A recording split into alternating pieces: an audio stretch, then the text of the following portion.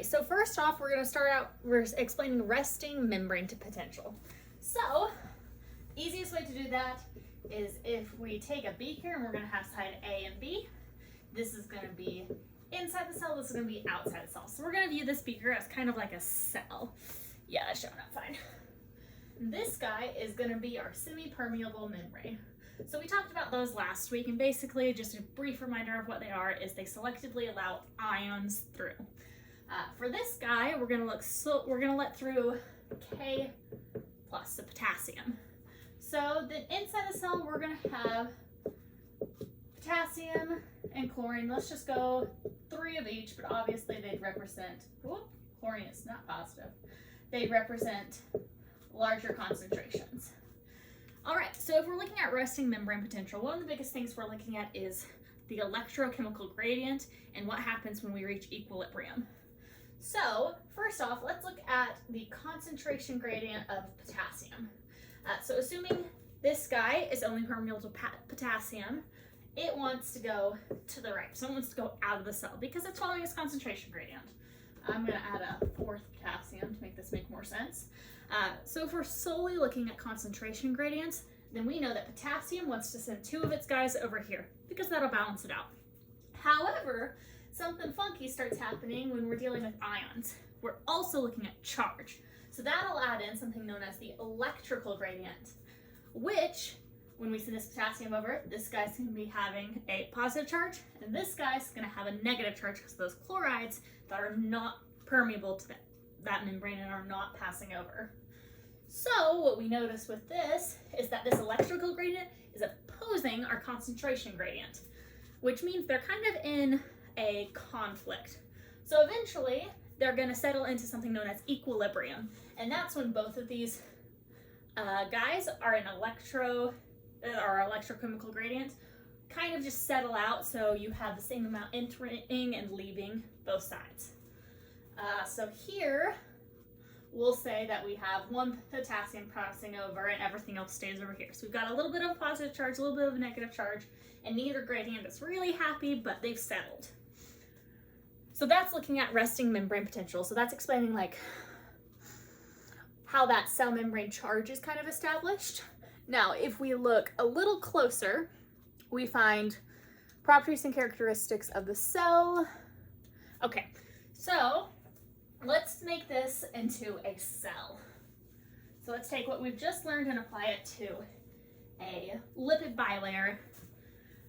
Okay, so I'll draw this out. There are 3 characteristics that really establish this resting membrane potential. First, we look at negatively charged proteins in the membrane. So that'll help contribute to this difference in charge. Second, we look at the sodium potassium ATPase pump. So what this guy does is it sits in the membrane over here, and it's going to pump. It uses ATP, so it's energy driven, and it's going to end up having 3 sodium out and 2 potassium in. So we look at this and we go, well, we are pumping 1 extra positive charge out, so right, isn't that what creates this electrical difference across the cell? No. So actually the potassium sodium ATPase pump only contributes to like concentration gradient, and there's a different thing that causes this charge difference across the membrane, which is resting membrane potential. So you have charge differences, and that's a big thing. Oh. Okay, so we see that we're making a concentration gradient here.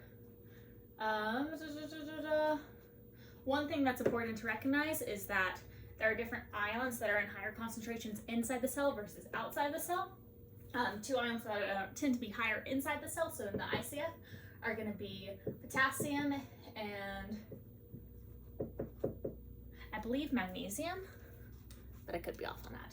So, but potassium's the main one that's higher in the cell, and sodium's the main one that's higher outside the cell. Okay, next up, let's look at potassium late channels. So those are really what's driving this resting membrane potential.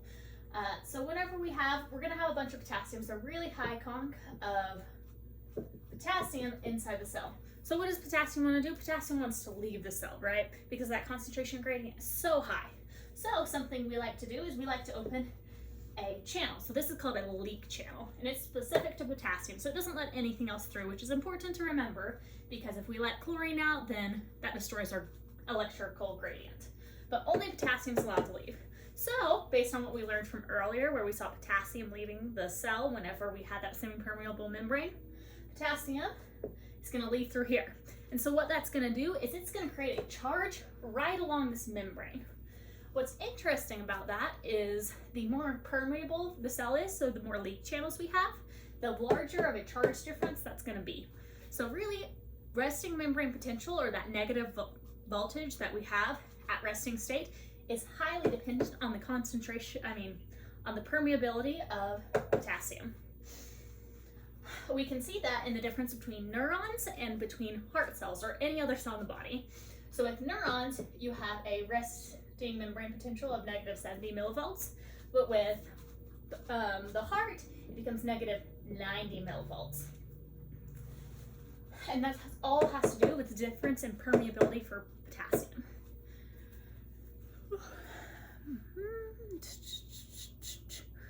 Okay, what conditions? Okay, so that deals with the magnitude or size of resting membrane potential. So one thing that's interesting to look at when we're thinking about this is something known as the Nernst equation. So basically all Nernst says is that ions have a driving force, or something that makes them want to leave or enter the cell. So if we're looking at the driving force of potassium, it's pretty negative. It's negative 94 millivolts. So potassium really wants to leave the cell. If we look at the driving force for sodium, it really wants to enter the cell. So it's got a driving force of positive 55 millivolts. So with the Nernst equation, there's a couple things we're considering. Whenever we're writing it out, it looks like this guy. So E equals negative 61.5, I believe. That's going to be over Z. And then we're going to multiply that times the log of the concentration of the ion coming in over it leaving. So Nernst assumes a couple things, and that we really can't assume in the body, but it's simpler than other equations. So it assumes, first of all, that whatever ion we're dealing with is the only ion that's permeable, and that it's completely permeable, which usually isn't the case. If we have permeability to K+, we might also have permeability to other things. Like if we're in the middle of an action potential, we'll also have permeability to sodium. So this guy assumes that there's only one ion permeable, and that's fully permeable. Which does, interestingly enough, explain the difference between neurons and hearts when we're looking at the voltage. So right here, we see that negative 90 millivolts is really close to this negative 94 millivolts. That's the permeability for, the Nernst for potassium, and that's because we have a lot more leak channels for potassium in heart cells. So that means that it's more permeable, which means that its concentration gradient isn't as big of a driving force, so that it focuses more on its electrical gradient instead. In nerve cells, like we're looking at with the negative 70 millivolts, we have other things that are permeable. Maybe potassium isn't as permeable, and that just ends up with a different voltage than we see as defined from Nernst. Okay, we cover in Nernst equation driving force. Okay, so I need to hit driving force next. So driving force, we kind of discussed it already, but it's what the cell really wants to do. So if we're looking at the equation for that, driving force equals Rm minus something. I think it's Ri. No, Vm, sorry. Thinking ahead. So it's that guy minus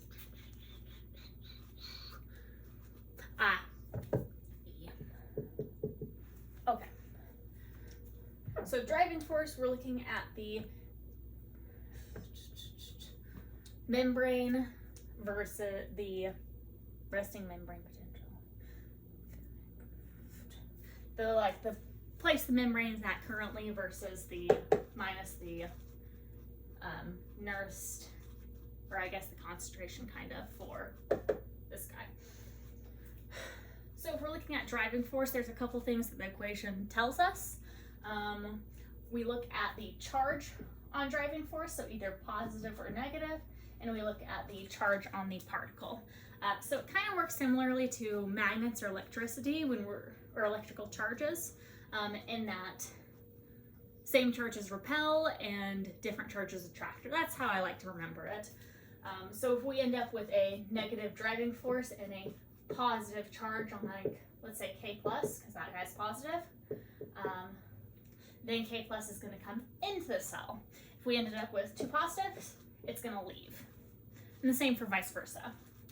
So that's kind of driving force. Okay. Let's move on to action potential. Oh, another thing to be aware of with driving force is only dealing with the gate being open. So once that gate's closed, it's not permeable anymore, which means we don't care about nurse and we don't care about driving force. All right. So that covers part 1 of the essay. 11 minutes, better than last time. Let's move on to part 2. So in part 2 of this essay, we're going to talk action potential. So let's look at let's say this part's negative, this part's positive. So let's go over some basic terminology first. That's going to make this make a little more sense. First of all, whenever you have a cell that becomes negative, we call that polarized. So polarization is really just the cell getting more negative. Usually it's the potential it likes to vibe at. So let's say negative 70 millivolts. So this is polarized. Whenever we pass resting membrane potential, it can become, and we get more negative, that's what's known as hyperpolarized. And then whenever we get less negative, that's depolarized. And then whenever we return back to resting membrane potential, that guy is repolarization. So that covers its characteristics. Awesome. Okay, let's see what's next. We described the characteristics.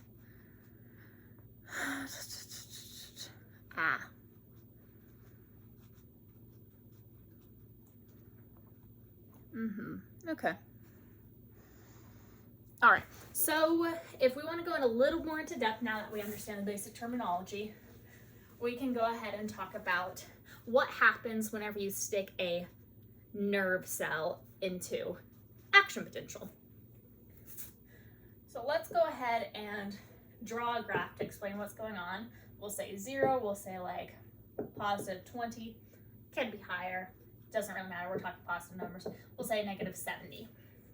So resting membrane potential for a nerve chills at about negative 70 millivolts. So these are all in millivolts. I'm gonna look at it over like time over here. So we're hanging out in resting membrane potential. Then we're gonna have a spike that's gonna hit us at negative 55 millivolts, which is this guy's threshold. So we're gonna have a spike that's gonna bring us up to threshold, and then that's gonna send us into action potential, which is gonna bring us back down, and we're gonna level out here. So let's talk about what's happening here. So first off, this is just resting membrane potential. This is the cell chillaxing where it likes to hang. So at resting membrane potential, remember we're only permeable to potassium. All of the other ions aren't really important here. So if we have an increase in sodium, nothing would happen. If we have an increase in chloride, nothing would happen. It's not permeable. We don't care. However, if we mess with potassium, that's when we can jump into this guy. Or if we mess with permeability to other ions. But if we're just assuming they're not permeable, only really care about potassium. Okay, so let's say we get a graded potential that shoots us up to here.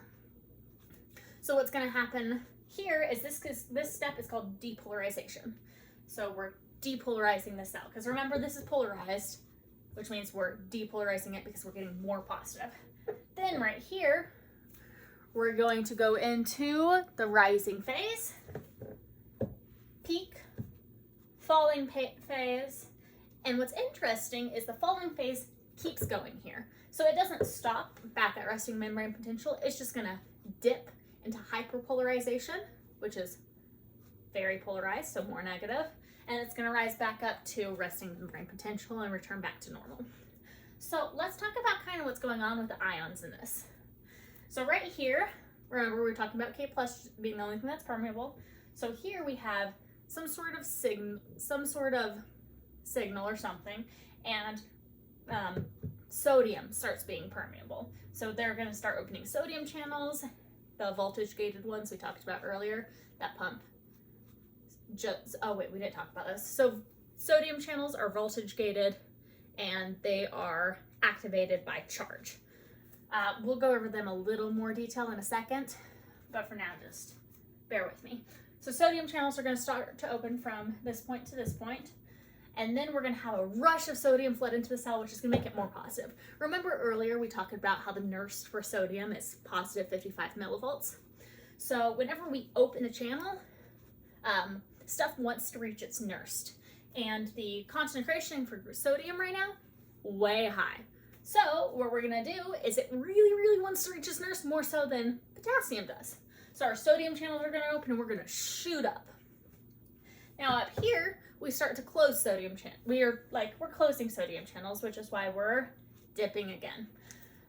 What's interesting is right here, potassium channels are actually starting to open in addition to our already present potassium leak channels. So our potassium channels start to open and they're very, very slow. So it's like giving sodium some time to rush in, but once they open fully, that's when we're going to see that drop and once sodium channels closed. So we see this drop here because potassium voltage gated channels have opened. The signal that causes them to open is depolarization, and repolarization causes them to close. So we're repolarizing, so we're starting to close them, but remember, they're slow. They're not fast like these sodium channels. So what's going to happen is down here, we're actually going to dip below resting membrane potential because we have both the leak channels for potassium open and some of those voltage gated ones. So it's going to dip us a little bit. And eventually we're going to close those channels again and return back to resting membrane potential. So that covers kind of what's happening with the ions in there. What else is important is something known as refractory periods. So refractory periods are interesting because basically what they're saying is that you can't have another action potential within a certain point of time. And the reason behind that is because of these voltage gated sodium channels that like to open. So let's go into that voltage gated sodium channel real quick. So we've got our membrane, we have our channel, it's got this guy, that's attached to this, which is attached to the big ball. Okay, so here's a voltage gated sodium channel. This is our activation gate. This big circle here is our inactivation gate. So what happens is we've also got calcium right here, which is a little tidbit. Okay. So what happens whenever we have this rush into the cell is, remember, this guy is negative and this guy is positive. So calcium, which is in these voltage gated sodium channels, is a positively charged thing, and it's within a spring. So the spring, whenever we're in RMP, is compressed. So you see, it's pulled down towards those negatives and pushed away from those positives. So whenever we compress that spring, this gate remains closed. However, let's make the cell more positive. So if we're removing negatives and removing positives, what's going to happen? The spring is going to decompress. It's going to shoot up, and that's going to crack this guy open, which allows an influx of sodium into the cell. And you've got about 0.5 milliseconds, I think, so about 0.5 of something before the inactivation gate wakes up and closes it off. So what can happen here is, what was I talking about? Refractory periods. So how refractory periods work is we look at this guy, and if the inactivation gate this guy's open, the inactivation gate is closed, we can't really do anything, right? Because it doesn't matter how much we open up that spring. This guy over here, it's not connected anymore. It's not what's closing it off. So that's what's known as our absolute refractory period, or a time and place where we can't touch it. And that starts from the beginning of the sodium channels opening to somewhere in this falling period. We're not exactly sure where, but that's when they close, and we reset to this guy, which then we can start affecting this again and opening and closing it. And that's what's known as the relative refractory period. So this guy is the absolute refractory period, just to be clear, and this guy's the relative refractory period. I might have switched those up earlier, but absolute, relative. And relative means that we can, with a big enough stimulus, we can affect it. And if you see, and we can see why we would need a bigger stimulus, because let's say this is negative 80 millivolts, it would take more to reach threshold. So we need a bigger stimulus. So that's relative refractory period, where we need a larger stimulus. Okay, so we talked about all those phases. We talked about, yeah. Yes, it covered threshold. What's next? Let's see. Okay. Now, we've talked about action potentials a lot and what it's looking like to polarize and depolarize the cell. But let's talk about exactly what the difference is between graded and action potentials. So action potentials are once we reach threshold. So anything after threshold, action potential. This guy right here, though, is what's known as a graded potential. And graded potentials are interesting because they aren't the all or nothing principle that an action potential has. So with an action potential, you have to, if you want it to happen, it has to reach threshold and then it's gonna go. You can't sum it up. With graded potentials, you can sum them. So if you have multiple electric pulses, this can sum together. If you have multiple, because you'll have multiple sodium gated, the voltage gated sodium channels opening, which allow more sodium in, so you can sum them. They can be added up.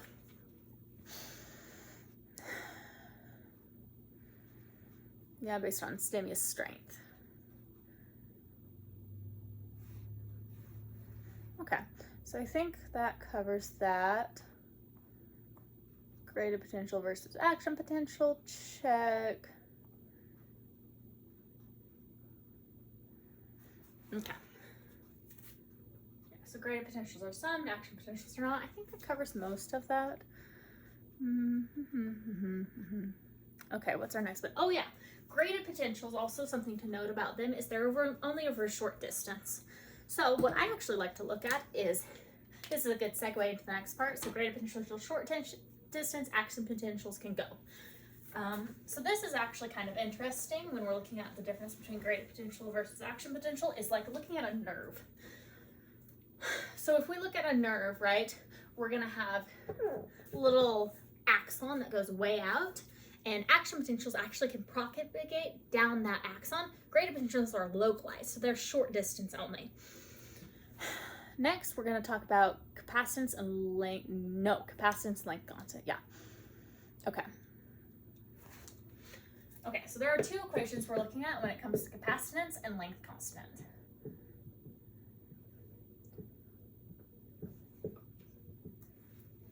Okay. Explanation of capacitance and length. So with capacitance, when we're looking at our membrane, we're looking at the amount of charge you can move per volt. So how much like energy, because voltage is electricity, so how much voltage it takes to move charge across, or how much, yeah. Oh yeah, okay. With this guy though, we're looking at, so fun word, Wang. So length constant, if you're thinking about a nerve, it's got a very long axon section, right? So we're looking at, once we're moving that action potential down, this length constant deals with how far that can go. And so it's based on a few different things, and let's start talking about those. So length constant is based on membrane resistance, which is Rm, and internal resistance, Ri.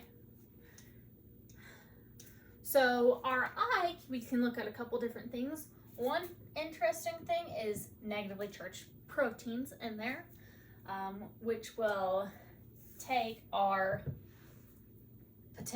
action potential. So you see how we have a bunch of positives in here? Those will kind of absorb those and provide internal resistance. And then our membrane resistance, that just kind of is, I'm trying to think how to explain that membrane resistance. How easy it is to pass that membrane, I guess. It's the same thing we were talking about earlier with ions and that sort of thing.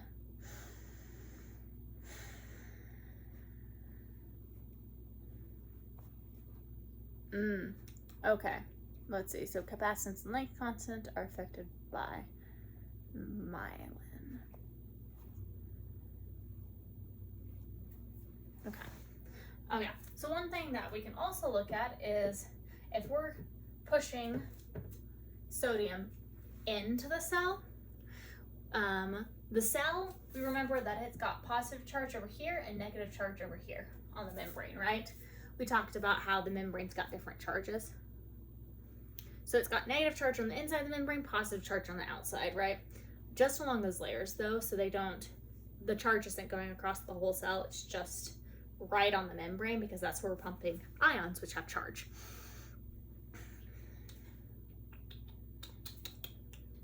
So what's interesting is the membrane here, these positive and negative charges, they pull on each other, they kind of block each other off, they make stuff difficult, they push on charges that we're sending in and out. So they actually kind of almost steal charge from that Wong that we're looking at. However, what's interesting is if we add something known as myelin, then that'll split these charges, which changes this equation right here.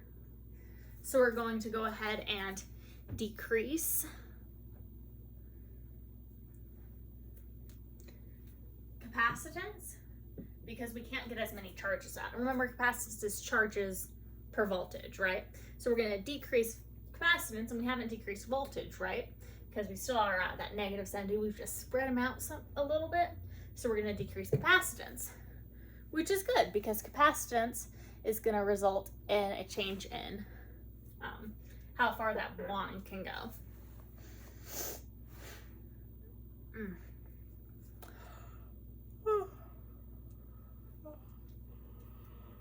Sorry, I need a drink. I am tired. Hey, Josh. Okay, so that's covering capacitance. I should probably go a little more into length constant. Okay.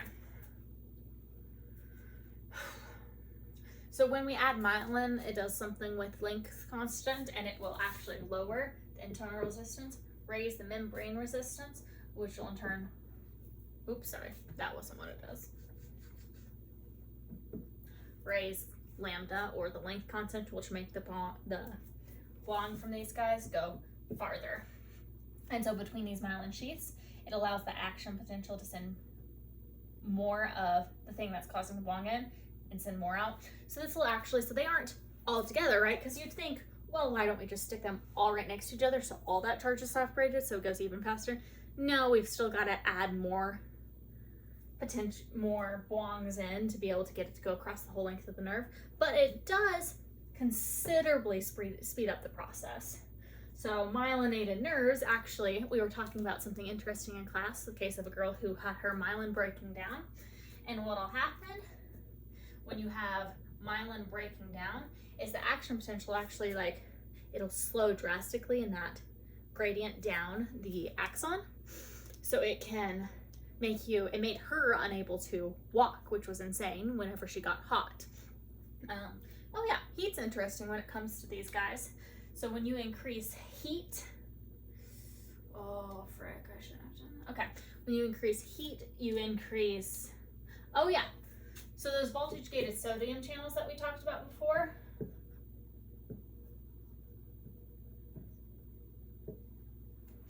when you raise the heat, it actually makes them close faster, which is fine for normal systems that are myelinated, because you get enough of a signal in and it's still able to go down that action potential. But for abnormal systems that have myelin breaking down, like that one girl, when you close faster, the strength of the signal isn't able to get past the areas of broken down myelin into areas of clean myelin that helps its speed. And so it kind of just gets lost and dies out. So instead of being like woo, woo, woo, it kind of just dies out before it reaches the myelin and before it can go faster. So actually temperature can affect you if your myelin's broken down, which is cool. I think we covered everything. Let me just do a really quick review to make sure we did. I explained how resting membrane potential is established, electrochemical gradient. We talked about what properties of the cell membrane account for its development. So we talked about the pump, we talked about how the membrane has a charge difference right along it, and we talked about the leak channels and the negative charge proteins. We talked about what conditions affect the resting membrane potential's magnitude or size. So that dealt with potassium permeability. And we talked about examples of neurons versus heart. We talked about Nernst equation. We talked about driving force, and we looked at the equation for that and how to determine where an ion wants to go. Then we went over action potentials, characteristics. We talked about the events that take place during a typical action potential, specifically related to a nerve.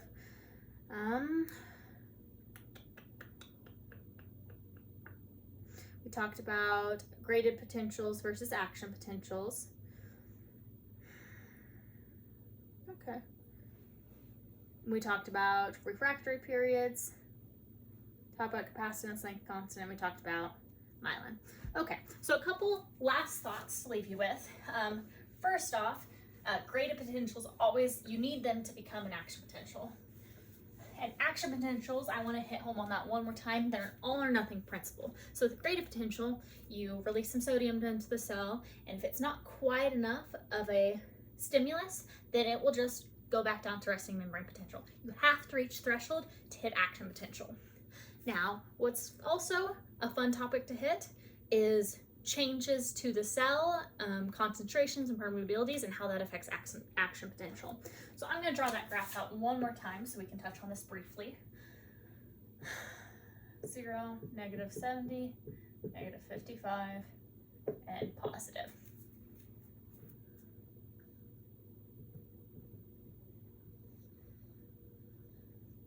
Okay. So we see that graph, kind of. So when you change ions within the cell, we can look at a few different ones. Let's look at sodium, calcium, potassium. Let's look, yeah, that's pretty solid. We can also look at chloride a little bit, but who cares? So if we're looking at these concentrations, calcium's the first one I want to start with. That guy's kind of interesting. So he affects that threshold. So he can either lower or raise the threshold, and that's called hypocalcium or hypercalcemia. Yeah.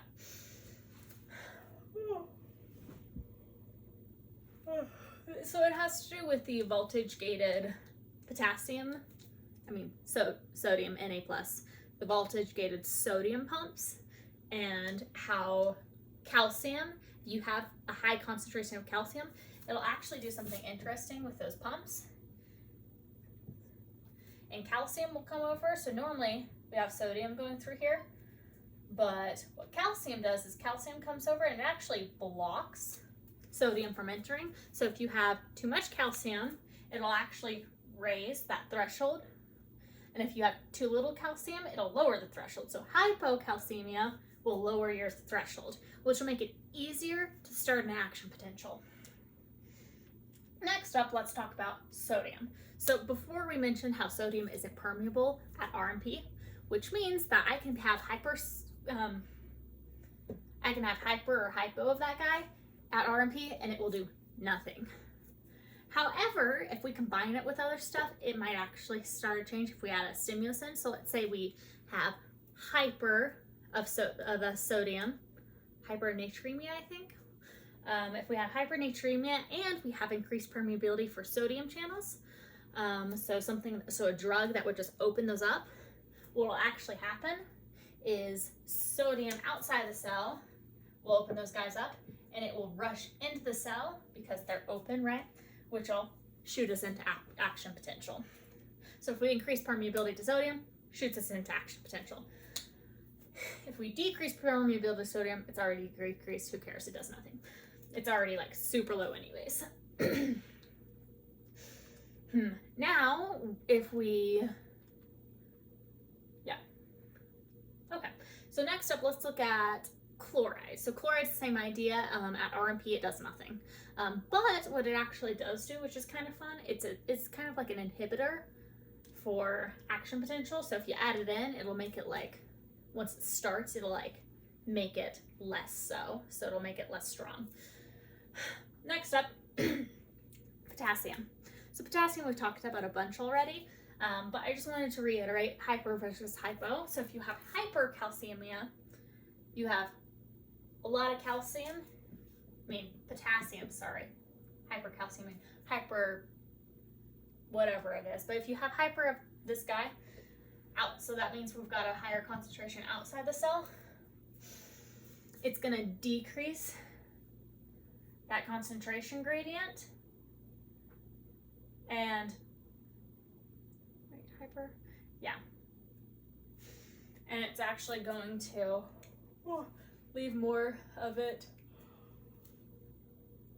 in the cell, which is going to make it more positive because we're looking at concentration gradients. Now, if you have hypo, which means we have less outside the cell, we lower that we make that concentration gradient more drastic, which means more of it's going to leave, which then means we lower RMP.